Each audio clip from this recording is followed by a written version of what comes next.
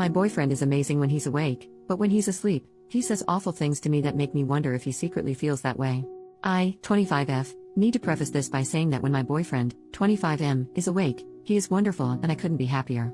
We laugh and joke all day and spending time with him in general is truly a joy. Yes, I mean this. No, he doesn't upset me at all when he's awake. Also, for some background, he works night shifts at a job he really hates, so when he comes home, he likes to just relax and unwind, usually with whiskey or beer. Typically we cuddle or I massage his back and legs until he's drunk enough to fall asleep. He doesn't need alcohol to fall asleep. He can fall asleep fine without it. I just meant that the alcohol makes him fall asleep quicker than usual. I have insomnia, so I usually end up staying awake for a while after he falls asleep. I'm also really sensitive to aggressive tone of voice due to some past trauma. He only really talks in his sleep if I shift too quickly or try to move him over a little bit if I have no room on the bed or if I move the blanket too much and it disturbs him. He usually snaps at me saying quit effing moving. Or can you please effing stop, or oh my effing god, just things in general that give off an indication that he's really annoyed with me. There's also been a couple unprompted times where he's stirred or rolled over, I guess disturbing his own sleep, and said things like I can do better than this, etc. Because of my sensitivity, I usually end up crying over these things.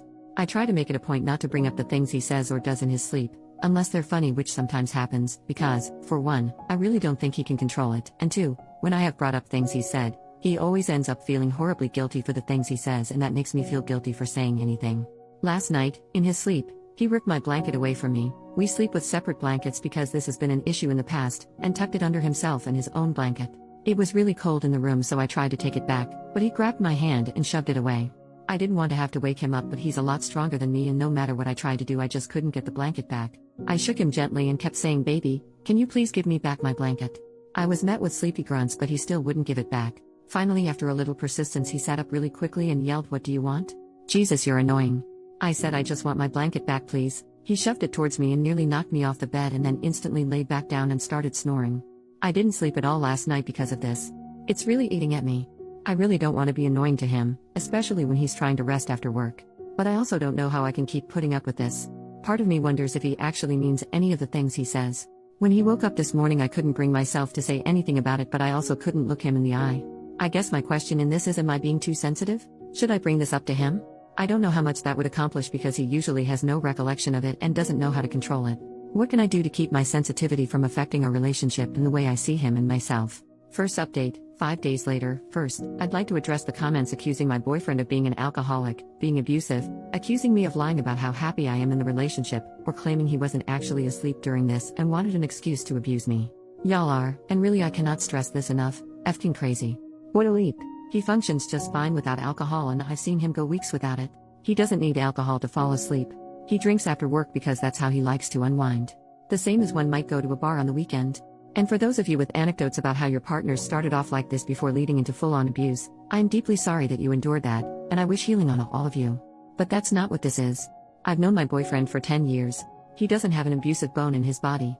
Now on to the update. Shortly after I made this post, I asked him if he thought I was annoying. He said of course not, and asked me what prompted the question. When I brought up what he did in his sleep, he got very quiet for a short while and then asked, "Why didn't you slap the SHT out of me?" Which made me chuckle quite a bit. He then went on to say that he would prefer I tell him about the things he says in his sleep, stressing that if he crosses a line like that ever again, I have full permission to smack the life out of him. I never would. I asked him if it was a possibility that the alcohol was making his sleep more restless, and he said maybe, I don't know. I then asked him if it would be a possibility to try going a couple nights without alcohol, and he agreed. Since then, our co-sleeping has been wonderful, restful, and peaceful, except for the night before last. He shook me awake while I was sleeping, and I asked him what was up. Baby, I'll show you. I had no idea what he was talking about, so I asked him. He said, "I'll show you."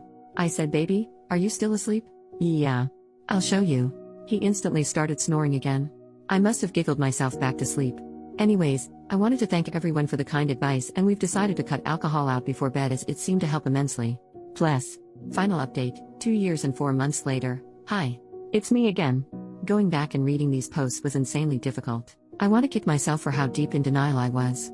Everyone in the comments was telling me that my boyfriend is an alcoholic, and I fought so hard against that. But it was true.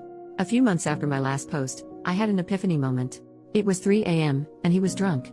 He begged me to make him a pot of spaghetti because he liked the way I cooked it. I asked him if he would strain the pot for me, because the pot we had didn't have thermal safe handles, or whatever they're called, and I often would burn myself trying to do it on my own. He grumbled for a bit and said fine. But after less than 5 minutes, he said he was going to hang out in our bedroom. I begged him not to, because he would fall asleep, and trying to wake him when he falls asleep drunk often became a nightmare of verbal abuse. He insisted he wouldn't fall asleep, but lo and behold, he did. I thought to myself, great. Now I get to choose between burning my hands, or being berated until I cry, all over a pot of freaking spaghetti.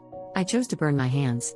I angrily made myself a plate and put the rest in a Tupperware, and reality hit. I'm just like my mom. My mom has been with an alcoholic for 13 years. He is awful to her in so many ways, but she puts up with it because A, she feels like she can't do any better, and B, she believes it's her duty as a wife to just deal with it quietly. And I was falling down the same path. I thought that if I could just grin and bear it, he'd see how much I love him and how much I do for him and realize that he needs to put in the same effort. Boy howdy was I effing wrong.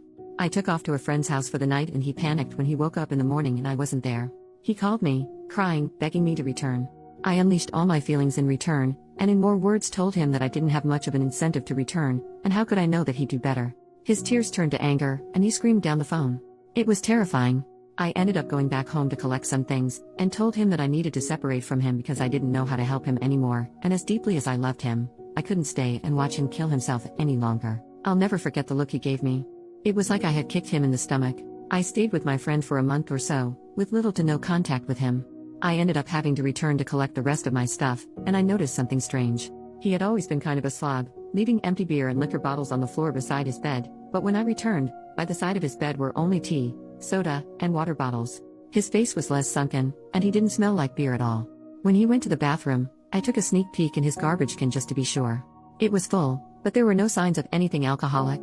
He caught me peeking, and asked what I was doing. He then told me that he hadn't touched alcohol since the day I left. I was shocked. We ended up sitting and talking for a while. He said being sober was hard and he had the shakes all the time, and he missed me. I missed him too.